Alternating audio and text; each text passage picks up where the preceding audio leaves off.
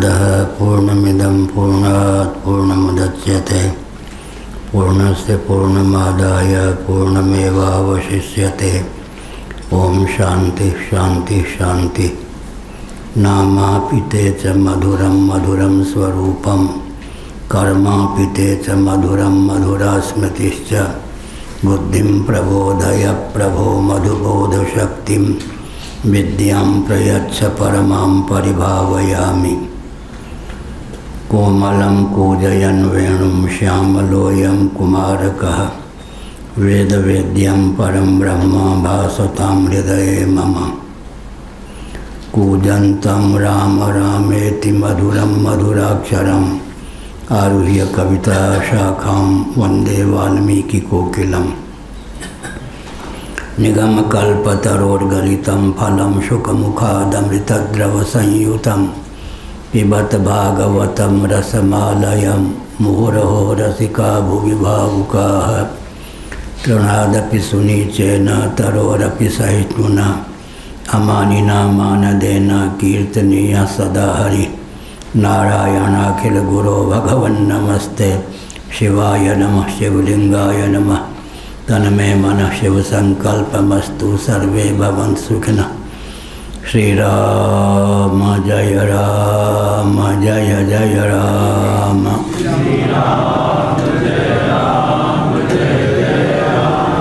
श्री राम जय राम जय जय राम।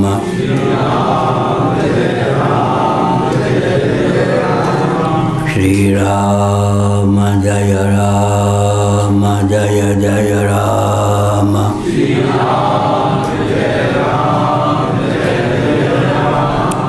धर्म की अधर्म का प्राणियों में विश्व का गौ माता की गोहत्या भारत सर्वभूत हृदय धर्म सम्राट श्री स्वामी करपात्री जी महाराज की, श्री जगन्नाथ महाप्रभु की, श्री बलभद्र महाप्रभु की, भगवती सुभद्रा देवी की।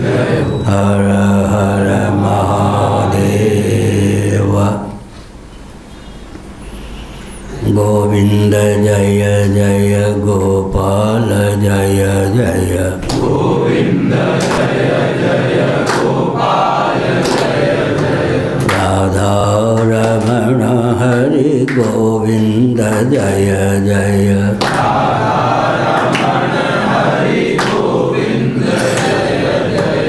श्री कृष्ण गोविंद हरे मुरारे।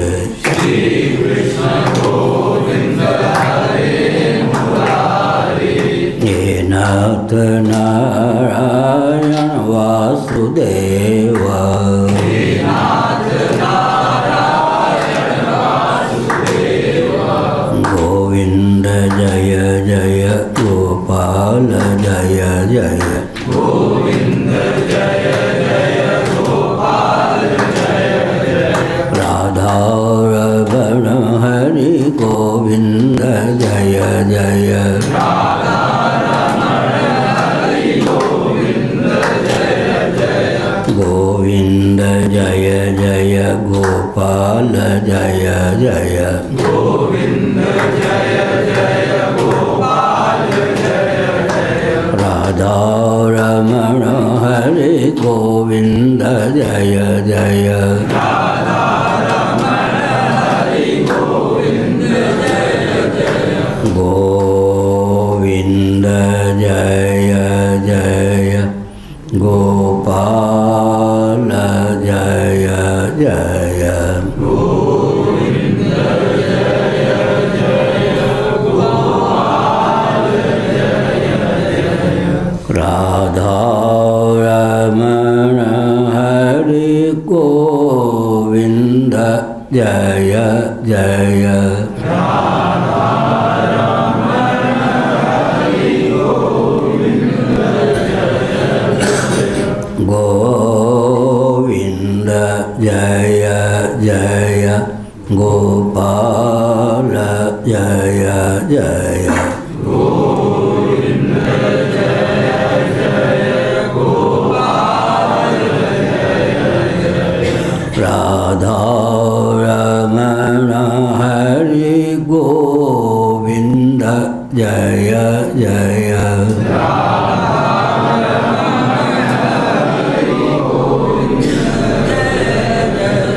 गोविंद जय जय गोपाल जय जय गोविंद जय जय गोपाल जय जय राधा रमण हरि गोविंद जय जय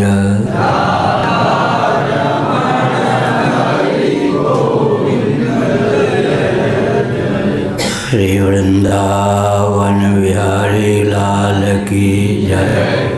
नमो माधव्य शंभो शिव शिव शिव शिव शिव शिव नारायण नारायण नारायण।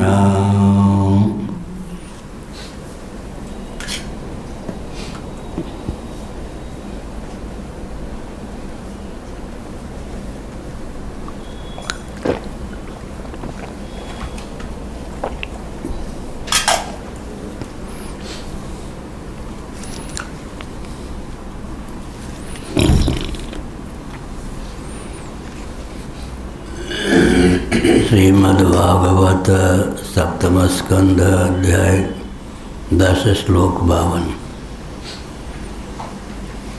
राजोवाच कस्मिन् कर्मणि देवस्य मयोऽहं जगदीशितुः यथा चोपचिता कीर्ति कृष्णेन अनेन कथ्यताम्। नारद उवाच निर्जितासुरा देवैर्युध्येनेनोपबृंहितैः मायिनां परमाचार्यम् अयं शरणमाययुः।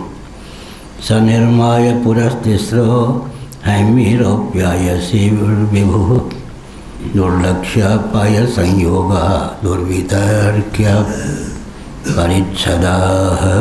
नारायण।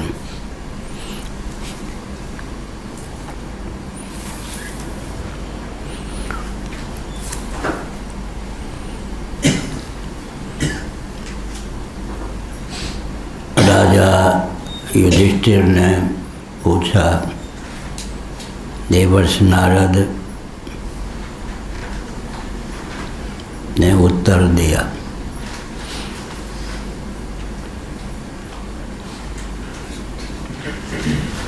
युधिष्ठिर ने कहा, मैं दानव किस कार्य में जगदीश्वर भगवान शिव का यश नष्ट करना चाहता था। भगवान श्री कृष्ण जो कि विष्णु स्वरूप हैं, उन्होंने किस प्रकार भगवान शिव के यश की रक्षा की। आप कृपा कर इस तथ्य को उद्भासित करें, मुझ जिज्ञासु के प्रति वस्तु स्थिति को व्यक्त करें।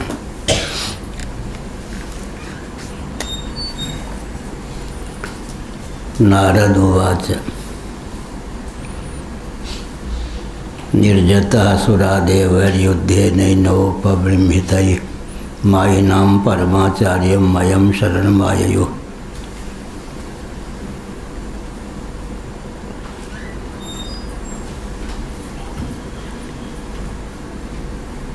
भगवान विष्णु रूप श्री कृष्ण से किससे शक्ति प्राप्त करके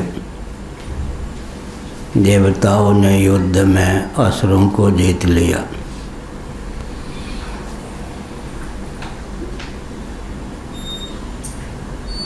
उस समय सब के सब असुर मायावियों के जो परम गुरु मैं दानव की शरण में गए।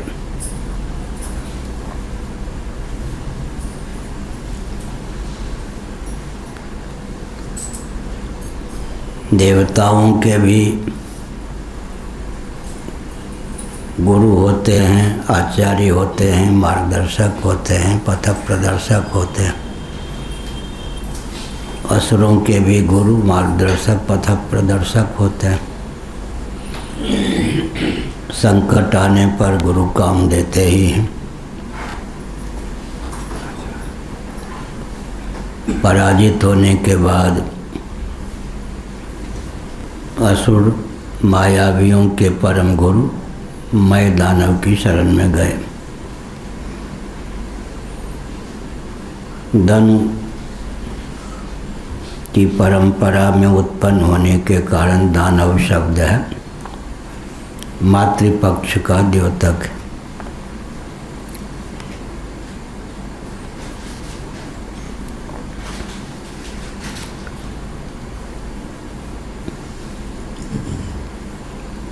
मायिनाम परमाचार्यम मयम शरणमाययुः।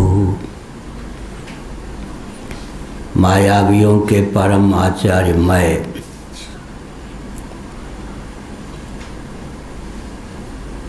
मेरठ का पुराना नाम मय राष्ट्र ही है। मय दानव के नाम पर ही लोग कहते हैं, मय राष्ट्र नाम पड़ा था, आजकल मेरठ कहते हैं।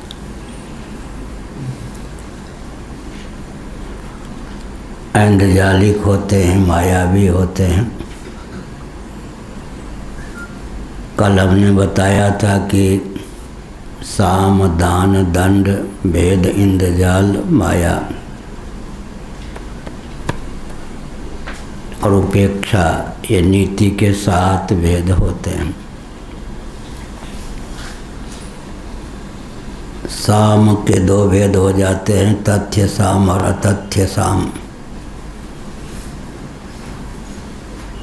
समझा बुझा कर काम साध लेना साम नीति है।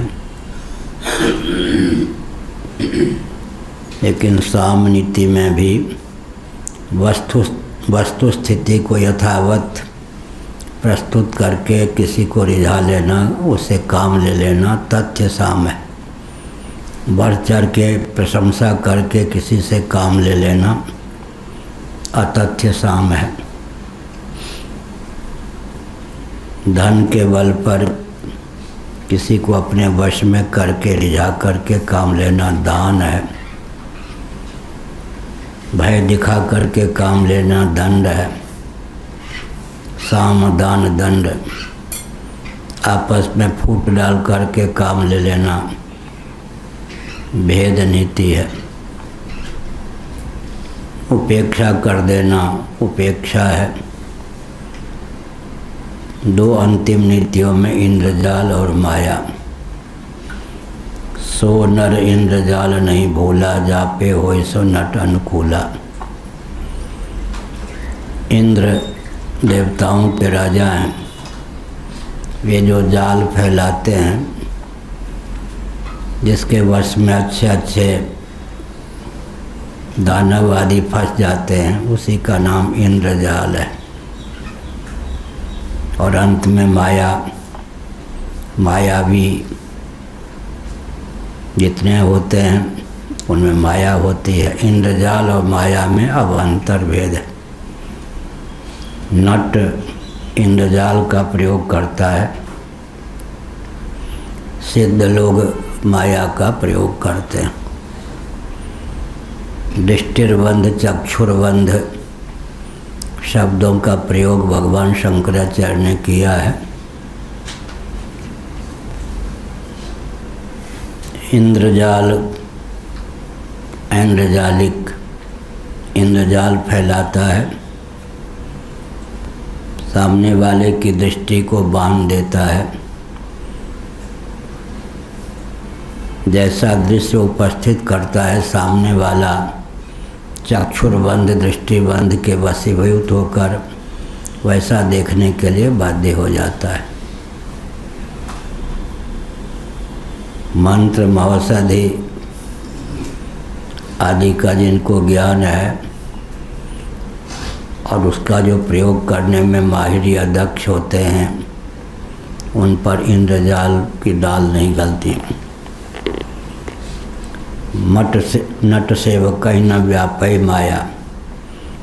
तुलसीदास जी ने इंद्रजाल और माया का समान रूप से अर्थ किया प्रसंगानुसार। सो नर इंद्रजाल नहीं भूला, जापे हो सो नट अनुकूला। नट सेवक न व्यापय माया।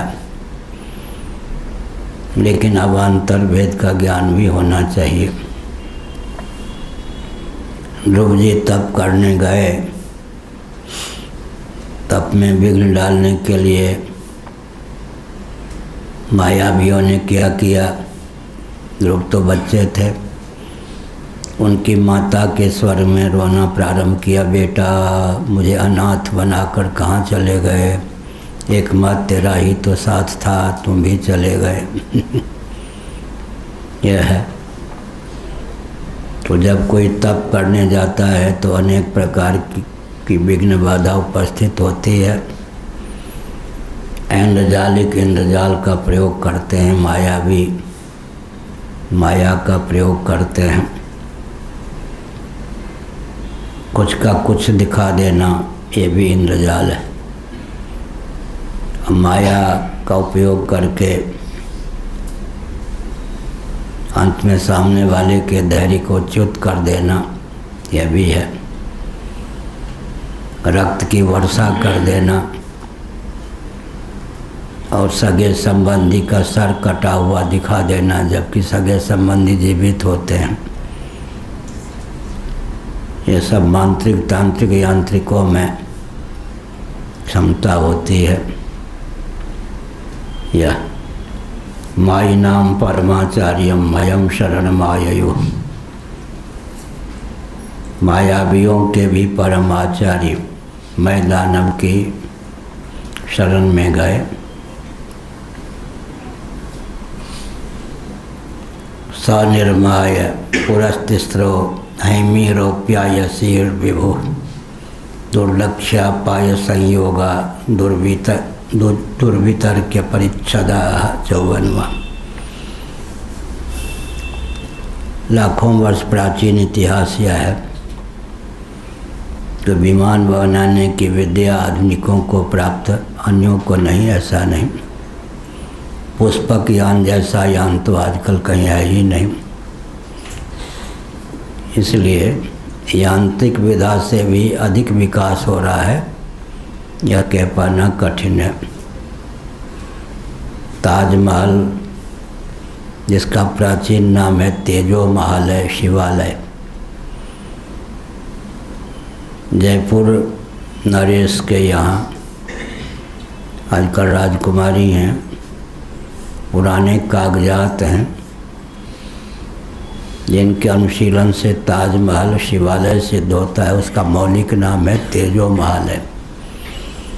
बाकी इतिहास को विकृत करके जो कुछ गाथा है उसकी चर्चा करना उचित नहीं, लेकिन मूल स्थिति है, वस्तु स्थिति और तेजो महल है, शिवालय ही था।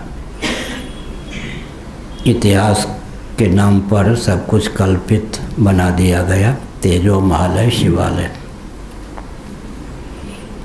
उस समय के वास्तुशास्त्र को देखते हुए आज का वास्तुशास्त्र बहुत दुर्बल है।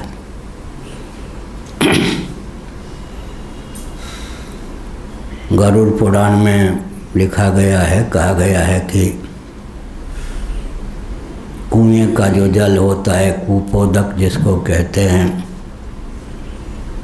सर्दी में स्वभाव से उष्ण होता है, ग्रीष्म काल में स्वभाव से शीतल होता है।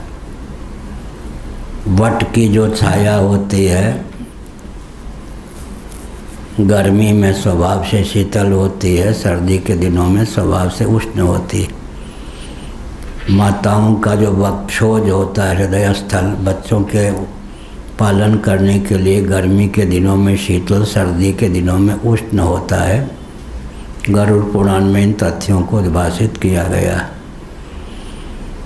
इसी प्रकार कक्ष ऐसा होना चाहिए, कमरा, भवन, जो ऋतु के अनुसार उपयोगी सिद्ध हो जाए, अपने आप सर्दी के दिनों में उष्णता प्रदान करे, ग्रीष्म ऋतु में शीतलता प्रदान करे। इस प्रकार से वास्तुशास्त्र की दृष्टि से भी कोई उत्कर्ष को प्राप्त नहीं कर रहे हैं। प्राचीन वास्तुशास्त्र के सामने आजकल का वास्तुशास्त्र गौण है। उस समय महायंत्र नहीं थे, लेकिन पर्वतों पर भी जो विशाल किलाएं भवन हैं, कैसे पत्थर वहाँ पहुँचाए गए, किस प्रकार से पत्थर पर पत्थर रखे, लेकिन बिना चूना के, बिना सीमेंट के वो मकान आज भी दिखाई पड़ते हैं। तो वास्तुशास्त्र की दृष्टि से भी पतन ही हुआ है, कोई बहुत बड़ा उत्कर्ष हुआ है ऐसा नहीं कह सकते। विमान की दृष्टि से भी यहाँ वर्णन है।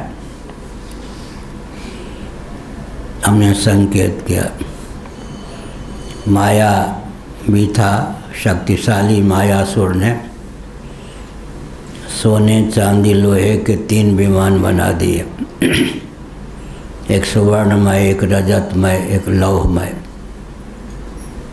उन विमानों का यहाँ वर्णन है, मानो 3 पुरी ही थे एक एक विमान। वो इतने विलक्षण थे कि उनका आना जाना जान नहीं पड़ता था। शब्द भी नहीं, गूंज भी, निस्वन। कब आए कब गए। अभी अमेरिका ने एक को मरवाया ऐसा यंत्र भेजा कि उसने आवाज़ भी नहीं की, मकान को नहीं तोड़ा, कमरे को नहीं तोड़ा, अभी अभिमत व्यक्ति को जाके कमरे में चीर फाड़ के बोटी बोटी बिखेर के छोड़ दिया। न मकान को तोड़ा न कमरे को तोड़ा। वो यंत्र ऐसा विचित्र था कि कमरे में घुस गया, अभिमत व्यक्ति को बिल्कुल चीर फाड़ के नष्ट कर दिया। कुछ सामग्री आजकल भी है, लेकिन प्राचीन प्रथा की अनुकृति मात्र है। वे विमान इस प्रकार के थे कि उनके आने जाने का पता भी नहीं लगता था। उनमें सब प्रकार की सामग्रियां सुरक्षित थीं, सर्दी गर्मी वर्षा के अनुरूप। भोज्य लेह्य चोष्य ये सब पदार्थ भी उस विमानों में भरपूर।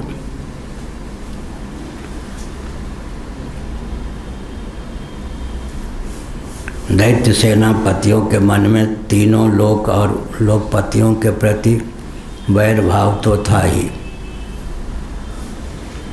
अब उसकी याद करके उन तीनों विमानों के द्वारा वे उनमें छिपे रहकर सबका नाश करने लगे। क्षयाय जगतो हिता सर्वभूतिते रताः। गीता में दैवी आश्वी संपत्ति के व्यक्तियों के स्वभाव का चित्रण किया गया है। सर्वभूतिते रताः 5वां अध्याय 12वां अध्याय 16वें आदि का अध्ययन कीजिए। क्षयाय जगतो हिताः सर्वभूत हिते रताः, एक वचन में सर्वभूत हिते रताः। संपूर्ण प्राणियों के हित में रत दैवी संपत्ति संपन्न व्यक्ति होते हैं। सर्वभूत हिते रताः, संपूर्ण प्राणियों के हित में रत। किवाड़ से थोड़े दूर बैठे ताकि खोलने की जगह रहे। सर्वभूत हिते रताः, इसके विपरीत क्षयाय जगतो हिताः, जगत के हित पर पानी फेरने के लिए ही जिनका जन्म हुआ है। अपने अंतःकरण का स्वयं निरीक्षण करना चाहिए। दूसरा कोई सुझाव दे तो व्यक्ति शत्रुता भी मान सकता है। स्वयं निरीक्षण करना चाहिए कि मेरा जो जीवन है जगत के हित पर पानी फेर रहा है। मैं अपने जीवन का उपयोग जगत के हित पर पानी फेरने के लिए कर रहा हूँ या मेरे जीवन का उपयोग सबके हित में हो रहा है। स्वयं आत्मनिरीक्षण करना चाहिए।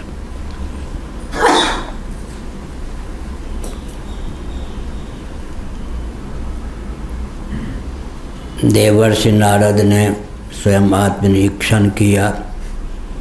तरति शोकमात्मवित् स्वहं भगवत् शोचामि। छांदोग्य उपनिषद। मैंने आप जैसे मनीषियों के मुखारबिंद से सुना है, आपकी घोषणा हमारे कानों तक पहुंची। क्या पहुंची?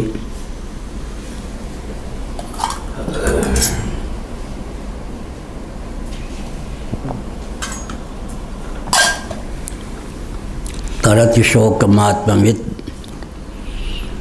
आत्म तत्व को आत्मान रूप जानने वाला, अनात्म वस्तुओं से सर्वथा विविक्त जानने वाला शोक नहीं करता, शोक सिंधु को पार कर जाता है। लेकिन सोहम भगवत शोचामि, मैं तो शोक करता हूँ। तो फलबल कल्प सिद्धांत हुआ कि मैं आत्मवेत्ता नहीं हूँ। इसका अर्थ क्या हुआ? शब्दवित्त होने पर भी अर्थवित्त नहीं। देवर्षि नारद भाष्य नहीं लिख सकते थे क्या? निष्ठा की बात है, निष्ठा। मुंडक उपनिषद के अनुसार ऋक् यजु साम अथर्व ये सब के सब अपरा विद्या। तो मेरे पूज्य गुरुदेव धर्म सम्राट स्वामी श्री करपात्री जी महाभाग ने मुझको बताया, ऋक् यजु साम अथर्व यदि अपरा विद्या हैं,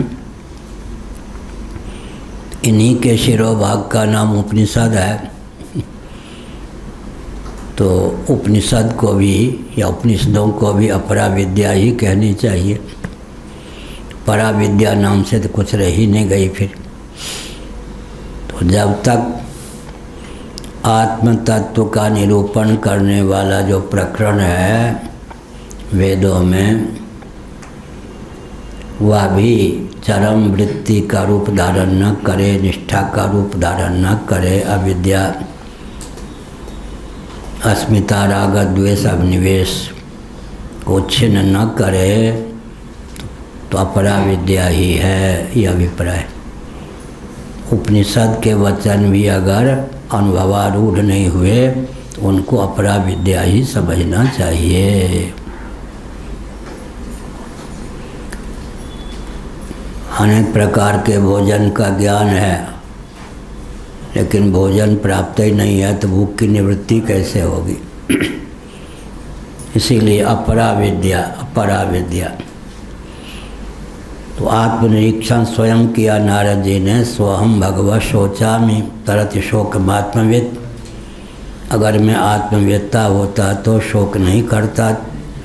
मुझे शोक होता है तो फलबल कल्प है कि मैं आत्मवेत्ता नहीं हूँ। तो भगवान ऐसी विद्या दीजिए जिससे मैं शोक सिंधु से पार हो सकूँ।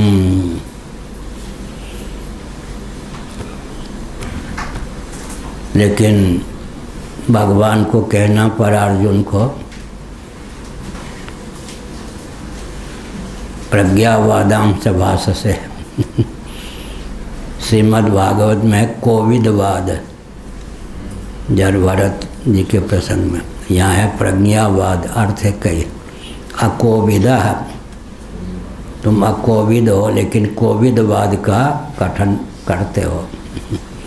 भागवत की बात यहाँ पर प्रज्ञावादांश भाषसे, बुद्धिमानों जैसी बात करते हो, प्रज्ञावाद, कोविदवाद का कथन करते हो, लेकिन शोक भी करते हो, तो फलबल कल्प है कि तुम आत्मवित् नहीं हो। भगवान ने अर्जुन की गतिविधि का निरीक्षण करके कहा तुम आत्मवित् नहीं हो।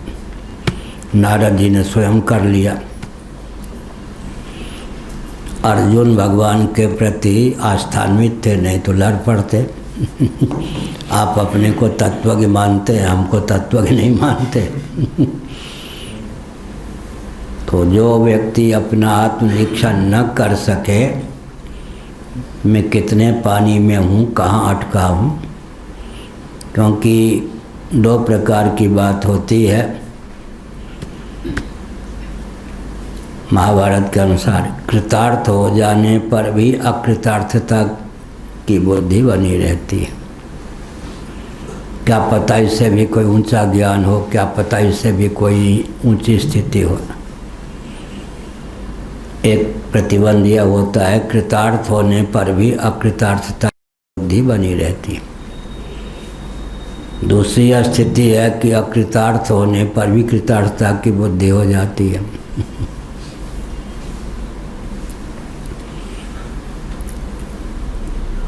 अब ऐसे स्थल में क्या हो, तो गुरु संकेत करते हैं, तुम अकृतार्थ हो, कृतार्थता का भ्रम मत पालो। छांदोग्य उपनिषद प्राण के स्वरूप का जब चित्रण किया, उसके स्वरूप स्वभाव प्रभाव का जब वर्णन किया, तो नारद जी ने सोचा इससे बढ़कर कोई तत्व हो नहीं सकता। जिज्ञासा न करके वो मौन रह गए। प्राण को ही परात्म तत्व समझकर मैं कृतार्थ हो गया। अब जिज्ञासा ही नहीं, तो बहुत शिष्टाचार का परिचय देते हुए सनत कुमार ने कहा, जिसे परम तत्व की जिज्ञासा हो वो प्राण को ही परम तत्व न समझे। तब नारद जी ने समझा कि वो इससे भी बढ़कर कोई तत्व है। फिर जिज्ञासा की, तो अकृतार्थ भूमि में कृतार्थता का विभ्रम हो जाता है, अहंकार न होने पर भी। और कभी कभी भगवान शुकदेव जी की निष्ठा ऐसी थी कि परिपूर्ण थे। पिता ने भी कहा कि बेटा यही चरम स्थिति है, और शुकदेव जी को होता था क्या पता इससे भी कोई ऊंची स्थिति हो, क्योंकि पिता चाहे वेदव्यासी क्यों ना हो, पिता के प्रति तो मेरे पिता ही हैं, लाड़ प्यार के कारण। फिर सोचा कि कुछ इसको साज पके सो मीठा हो, ये नहीं थोड़ा परिश्रम करेगा तब समझ में आएगा कि जो इसकी स्थिति है वही पूर्ण है, इससे अतीत अतिरिक्त उत्कृष्ट कोई स्थिति नहीं। जनक जी के पास भेज दिया। जनक जी तत्वज्ञ थे,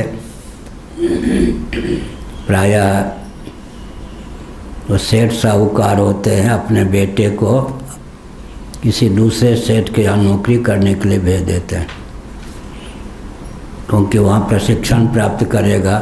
अपनी दुकान पर ही पहले बैठेगा तो बंटा ढार कर देगा, नौकरी करेगा दूसरी जगह डांट पड़ेगी, प्रशिक्षण होगा, तब अपनी दुकान पर बैठने में योग्य होगा। जनक जी ने सोचा ब्राह्मण पुत्र गुरु जी के पुत्र आ रहे हैं, तो मैं क्षत्रिय हूँ, स्वागत की तैयारी की। सुखदेव जी ने कहा कि मैं ब्राह्मण हूँ ही, आपके गुरु जी का पुत्र भी हूँ, लेकिन मैं जिज्ञास होकर आया हूँ, मुझको अपना शिष्य समझिए। तब परीक्षा ली महाभारत आदि में। एक ही राजा के दो रूप हो गए। ब्राह्मण मेरे गुरुदेव के पुत्र आए हैं तो स्वागत करूं, अभिनंदन करूं, करवाऊं। जब उन्होंने कहा कि मैं शिष्य भाव से आया हूं तो परीक्षा ली, उपदेश सुनने और धारण करने के योग्य हैं या नहीं। बहुत घाटी पार कर ली, सुरा सुंदरी किसी के चपेट पे नहीं पड़े सुखदेव जी। और फिर व्यास जी ने क्या कहा, तुम नभो मार्ग से, आकाश मार्ग से उड़ान भर के जाने में समर्थ हो, लेकिन सिद्धि का उपयोग मत करना, पैदल भिक्षाटन करते हुए जनक के पास जाना। माना गांव से ऊपर रहते थे वेदव्यास जी। व्यास गुफा भी है जहाँ महाभारत की रचना हुई, वहाँ भी मैं गया हूँ। बद्रीनाथ से ऊपर, माना गांव से भी ऊपर, वहाँ से भेजा पैदल जाना। तुम सिद्ध हो, नभो मार्ग से यात्रा कर सकते हो, लेकिन जिज्ञास होकर जाओ, पैदल जाओ। वहाँ गए, तब जनक जी ने अंत में क्या कहा, जो तुम्हारे पिताजी ने तुमको उपदेश दिया वही चरम सीमा है, जो तुम्हारी निष्ठा है वही चरम सीमा है, इससे बढ़कर कोई स्थिति नहीं, तुम सचमुच में कृतार्थ हो। अकृतार्थ भूमि में कृतार्थता का भ्रम हो जाता है, कृतार्थ भूमि में अकृतार्थता का भ्रम भी होता है, दोनों जगह दंभ कहीं नहीं है। दंभियों की गाथा तो विचित्र है, जानते कुछ नहीं और मानते किसी को नहीं। बड़ी विकट स्थिति होती है दंभियों की, बारी टीम टाम बहुत, जानते कुछ नहीं मानते किसी को नहीं, ये नहीं, वो दंभियों की बात अलग है। जो दंभी नहीं होते हैं उनमें भी एक होते हैं, कृतार्थ होकर भी उन्हें कृतार्थता का भान नहीं होता। दूसरे होते हैं कि अकृतार्थ भूमि में कृतार्थ मान लेते अपने आप को, यहाँ जाकर गुरु की आवश्यकता होती है। राजा भरत बहुत अच्छे थे, लेकिन इतने यशस्वी जिनके नाम पर भारतवर्ष पड़ा, राज्यश्री का त्याग करके तपों में जीवन व्यतीत करना प्रारंभ किया। एक मृग के बच्चे में प्रीति हो गई, वहाँ गुरु होते तो कहते क्या, ऋषभ देव जी के ज्येष्ठ पुत्र थे, राजभवन में अनेक मृग थे, उन सबको छोड़कर, रानी को छोड़कर, प्रजा को छोड़कर तप करने आया, मृग को का खिलौना हो गया, मृग को खिलौना बनाकर अंत में मृग का खिलौना हो रहा है। टोकने वाला कोई गुरु नहीं था उस समय, दुर्दैव के दुर्विपाक से उनको मृग शरीर प्राप्त करना पड़ा। इसलिए ऊंचे से ऊंचे त्यागियों को भी मार्गदर्शन की अपेक्षा होती है, नहीं तो वे फिसल सकते हैं। एक बार तो मृग शरीर मिल गया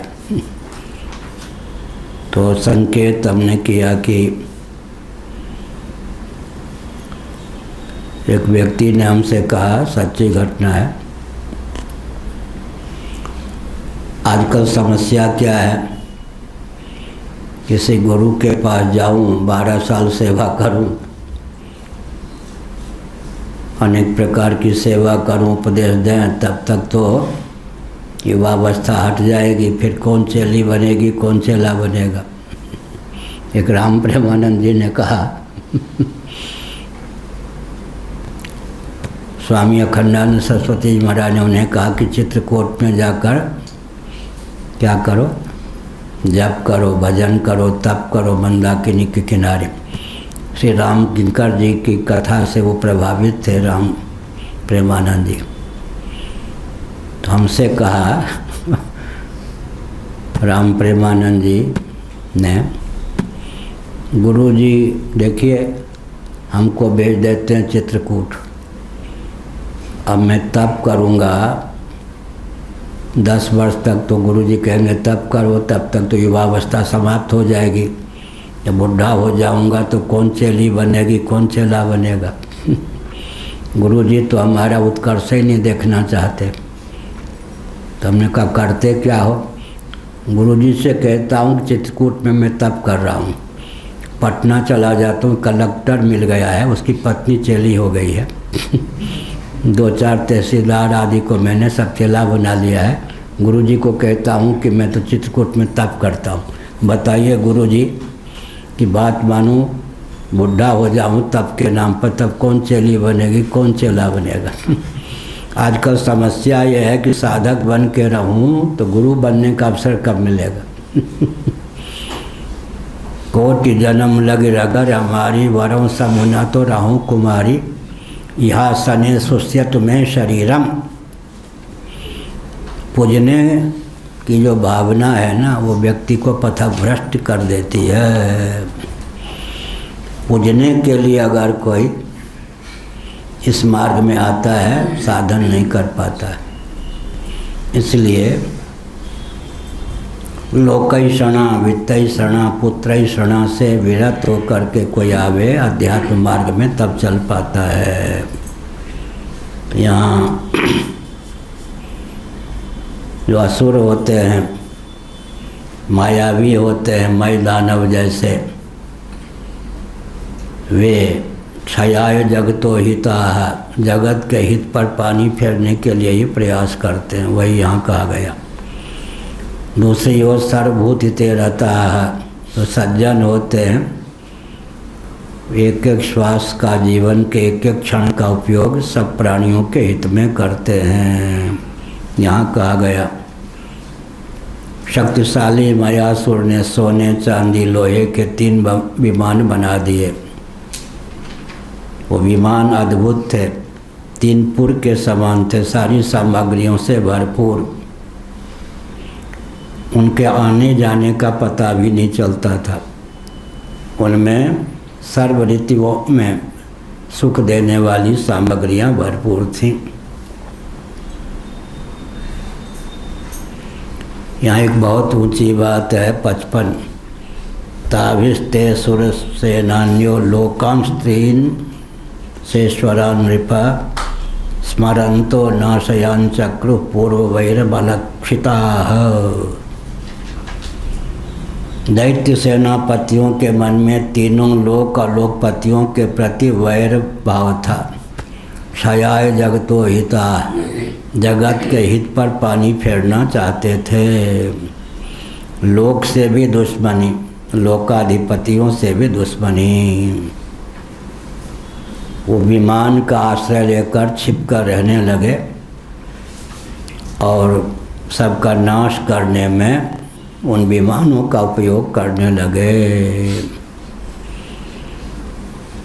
बड़ी विचित्र बात है। जिसने प्रक्षेपास्त्र इत्यादि का निर्माण किया था और उसके एक वैज्ञानिक ने उसके जीवन काल में ही उसके द्वारा निर्मित सामग्री का जब सम्हार उपयोग होने लगा तो बेचारा रो पड़ा। मैंने सोचा भी नहीं था कि मेरे द्वारा निर्मित सामग्री का इतना दुरुपयोग होगा। असुर जो होते हैं उनको रिद्धि सिद्धि यंत्र मंत्र तंत्र भी मिल जाए तो इन सब का उपयोग जगत के हित पर पानी फेरने में ही करते हैं। क्षयाय जगतो हिता, सबका नाश करने लगे। छिपने का अच्छा अवसर मिल गया। यान में सारी सामग्री थी विमान में, उसके आने जाने का भी लोगों को पता नहीं रहता था। छिप करके वार करने का, नाश करने का उसने मन बना लिया और यान उसके लिए क्या हो गया, वरदान स्वरूप सिद्ध हो गया। अलक्षिता ततस्ते सेश्वरा लोका उपासाद्येश्वरं विभो त्राहि नस्तावन कांडेव विनष्टां त्रिपुरालयैः। उस समय लोकपाल इंद्रादि होते हैं, इंद्र वरुण कुबेर इत्यादि लोकपाल होते हैं। अगर वेदादि शास्त्र सम्मत कर्मकांड उपासना कांड इत्यादि का अवलंबन न लें तो भूमंडल नरक और नारकी प्राणियों का समुदाय ही सिद्ध होगा। चतुर्दश भुवनात्मक ब्रह्मांड में जहाँ कोई कहीं विलक्षणता है तो वेदादि शास्त्रों की देन है। फिर से सुनिए, केवल भूमंडल की बात करें तो भूमंडल पर भी जहाँ कहीं कोई दिव्यता है, वेदादि शास्त्र सम्मत कर्मोपासना ज्ञान योग का प्रभाव है। वेदादि शास्त्रों में ही कर्म और ज्ञान को विकसित करने की विधा है। इस रॉकेट, कंप्यूटर, एटम, मोबाइल के युग में कोई कहे कि हम शांति से रह लेंगे, ऐसा नहीं। वेदादि शास्त्रों का आलंबन लेकर ही व्यक्ति भोग और मोक्ष दोनों को प्राप्त कर सकता है। अभ्युदय निश्चयस की सिद्धि में वेदादि शास्त्र सम्मत नए ही प्रमाण हैं। कर्म और ज्ञान को विकसित करने की विधा वेदादि शास्त्रों में ही सन्निहित है। भगवान की शरण में लोकपाल गए। कौन? भगवान शिव जी के। त्रिपुर में रहने वाले असुर हमारा नाश कर रहे हैं। सोने चांदी और लोहे का यान उसमें छिप कर रहते थे। हम आपके हैं, आप हमारी रक्षा कीजिए। त्रिपुर, एक त्रिपुर सुंदरी भगवती हैं, एक त्रिपुरासुर त्रिपुर में रहने वाला असुर, और हम लोग स्थूल सूक्ष्म कारण 3 शरीर में त्रिपुर में हम लोग भी रहते हैं। यह स्थूल शरीर है, एक सूक्ष्म शरीर है, कर्मेंद्रिय ज्ञानेंद्रिय अंतःकरण प्राणों का संवेद स्वरूप, ये कारण शरीर है। स्थूल शरीर की विशेषता यह है कि इसके बाह्य भाग में पंच कर्मेंद्रियों पंच ज्ञानेंद्रियों को व्यक्त करने के संस्थान हैं। अभ्यंतर भाग में प्राणों को और अंतःकरण को व्यक्त करने के संस्थान हैं। यह स्थूल शरीर समग्र सूक्ष्म शरीर का अभिव्यंजक संस्थान है, और सूक्ष्म शरीर कारण शरीर का अभिव्यंजक संस्थान है। कारण शरीर जीव का अभिव्यंजक संस्थान है। जीव जीवन धन जगदीश्वर का अभिव्यंजक संस्थान है। जगदीश्वर ब्रह्म का अभिव्यंजक संस्थान है। एक ब्रह्म ही जीव जगत जगदीश्वर तीनों रूपों में उल्लसित है माया शक्ति के योग से। विशुद्ध सत्वात्मिका माया के योग से जगदीश्वर, मलिन सत्वात्मिका अविद्या के योग से जीव, तमः प्रधान प्रकृति के योग से जगत। जीव जगत जगदीश्वर तीनों का मौलिक स्वरूप सच्चिदानंद ब्रह्म ही है। ब्रह्म की शक्ति का नाम ही माया है, जिसके योग से परमात्मा तत्व जीव जगत जगदीश्वर तीनों रूपों में अभिव्यक्त है।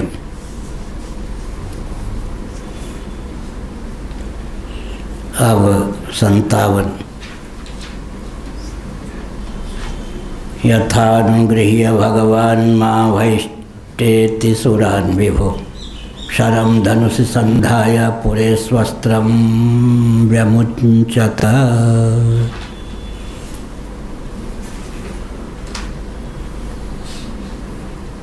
देवताओं की लोकाधिपतियों की प्रार्थना सुनकर भगवान शिव ने कहा, कृपापूर्वक मत डरो, डरो मत, माँ वैष्ट मत डरो। फिर उन्होंने अपने धनुष पर बाण चढ़ाकर तीनों पुरों पर छोड़ दिया। सुवर्ण रजत लोह से निर्मित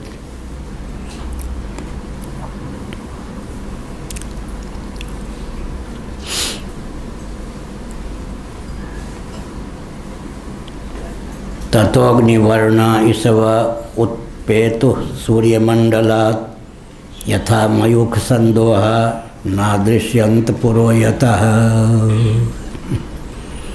भगवान शिव धनुर्विद्या में पारंगत हैं।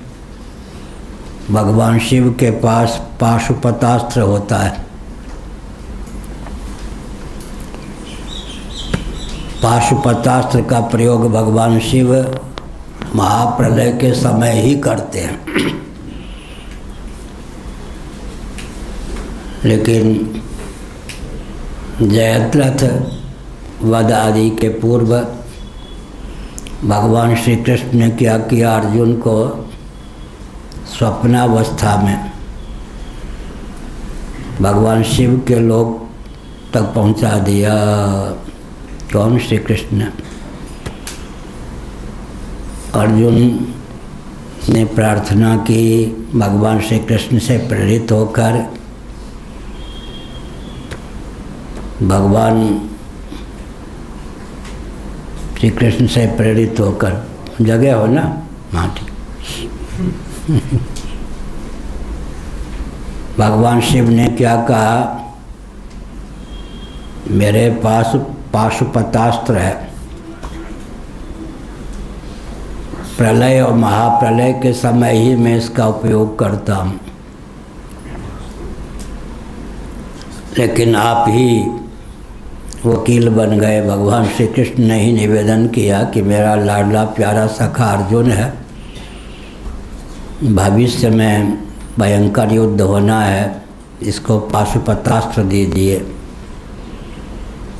भगवान शिव ने कहा महाप्रलय के समय ही मैं इसका उपयोग करता हूँ और अपने अतिरिक्त किसी को जीवित नहीं रहने देता। ये हरि भी इसीलिए सुरक्षित हैं कि मेरे रूप हैं, मुझसे भिन्न होते तो मैं इनको भी नहीं छोड़ता। लेकिन मैं तुम्हें पाशुपतास्त्र देता हूँ, इसका उपयोग अमुक व्यक्ति, अमुक बटालियन ऐसा संकल्प करके करना, उतने अंशों में संहार हो जाएगा।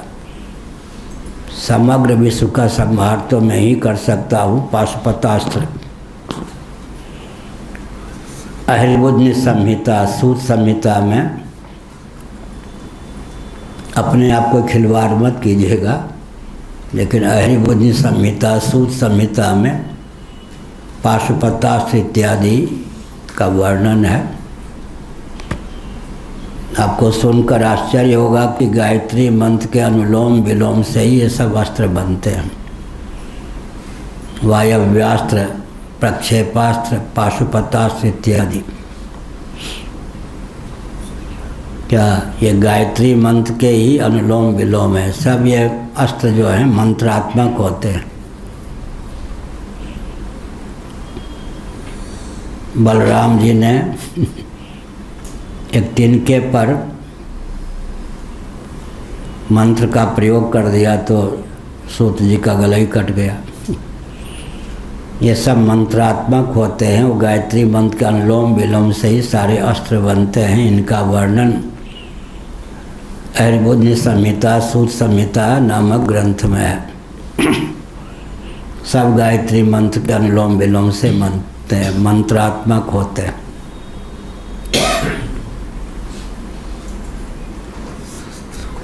यह है पाशुपतास्त्र भी मंत्रात्मक ही होता है। अहिर्बुद्धि संहिता, सूत संहिता में उसके स्वरूप का वर्णन। इसलिए युद्ध के समय रथ पर कमंडल में पवित्र जल रखते थे योद्धा लोग। मांत्रिक अस्त्र सब जानने वाले महाभारत युद्ध में भी 4 ही 5 थे। तो आचमन करने के बाद में मांत्रिक अस्त्र का प्रयोग होता।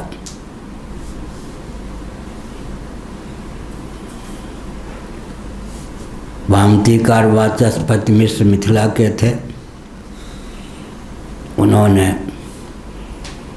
भामती नामक ग्रंथ में कहीं कहीं कुछ संकेत किया है।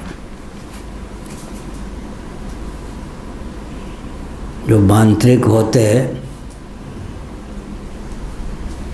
वो क्या करते, कोई मान लो उसके चटाई पर बैठा है, अपने स्थान से ही वो मंत्र का प्रयोग करते। चटाई का एक हिस्सा कुश का मान लीजिए, उसमें सर्प का संचार कर देते, मांत्रिक सर्प का। तो कुश हिलने लगता, देखने में वो कुश होता है, कुश का हिस्सा वो सर्प बन जाता है। मांत्रिक सर्प क्यों डस लेता है उसको विष चढ़ जाता है। तो मांत्रिक सर्प भी होते हैं, मांत्रिक मनुष्य भी होता है, मांत्रिक महल भी होता है। तो यहाँ पर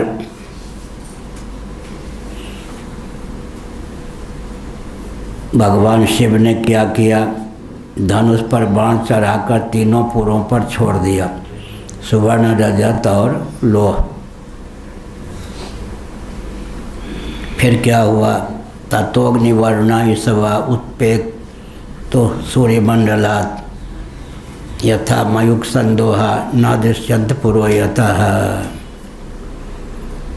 उनके उस बाण से सूर्यमंडल से निकलने वाली रश्मियों के समान अन्य बहुत से बाण निकले। एक बाण से अनेकों, एक बाण से अनेकों। जैसे सूर्य की रश्मि होती है, रश्मियों की संख्या सीमित होती है, लेकिन एक रश्मि से सैकड़ों रश्मियाँ बनती जाती हैं, वो विधान।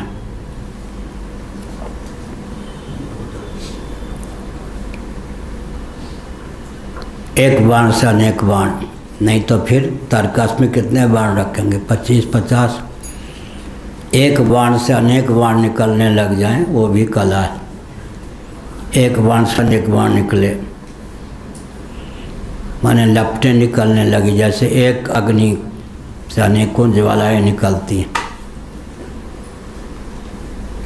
उनके कारण उन पुरों का देखना बंद हो गया। यथा मयूख संदोहा न दृश्यंत पुरो यतः तैस्पृष्टा व्यसवः सर्वे निपेतुस्म पुरौकसः तानानीय महायोगी मय कूपर से क्षिपत। बहुत बढ़िया। अब उनके स्पर्श से, बाणों के स्पर्श से विमानवासी जो थे निष्प्राण होकर गिर पड़े, शव हो गए। महामायावी जो मैं था, बहुत से उपाय जानता था, उन मरे हुए दैत्यों को उसने उठा लिया और उसने जो अमृत के कूप बनाए थे उसमें डाल दिया।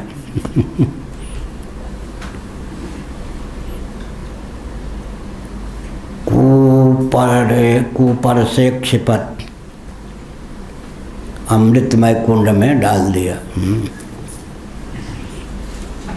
यहाँ भी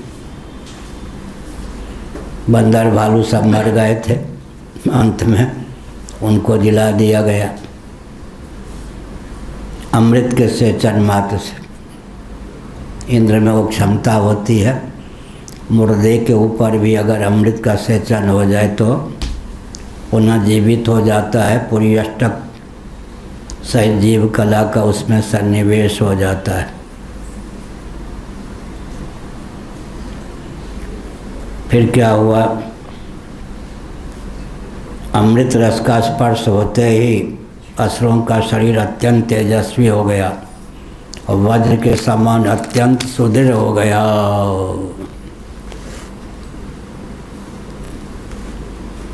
वो सब के सब बादलों को, मेघमंडल को विदीर्ण करके जैसे बिजली प्रकट हो जाती है, उसी प्रकार उठ खड़े हुए। सिद्धा अमृत रसस्पृष्टा वज्रसारा महोजसा उत्तस्थुर मेघदलना वैद्युतायु वहनया।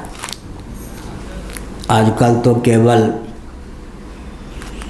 यांत्रिक विधा है, मानसिक विधा का तो लोप ही हो गया।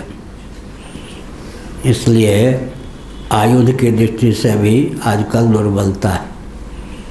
वैसे लोग कहते हैं रूस आदि के पास ऐसे अस्त्र शस्त्र हैं कि एक के प्रयोग से ही 3/4 विश्व नष्ट हो जाए। लेकिन पहले मंत्र के द्वारा काम साध लिए जाते थे तो धन का व्यय कम होता था, व्यक्ति का व्यय भी कम होता था। अपने जीवन में दिव्यता लाना पहले सिद्धि का स्वरूप था। अब यंत्रों के माध्यम से काम लेना बहिर्मुखता हो गई। सामान्य व्यक्ति विमान के द्वारा यात्रा करता है और नारद जी को विमान चाहिए क्या? आज भी कोई ऐसा विमान नहीं है कि ब्रह्मलोक से लेकर यहाँ तक, ब्रह्मलोक तक किसी यान की गति नहीं है। स्व महाजना तपा सत्यम, भुवा तक ही यान की गति है। स्व महाजना तपा सत्यम तक तो आजकल के यान की गति नहीं है। लेकिन देवर्षि नारद ने अपने जीवन में उस दिव्यता का संचार किया।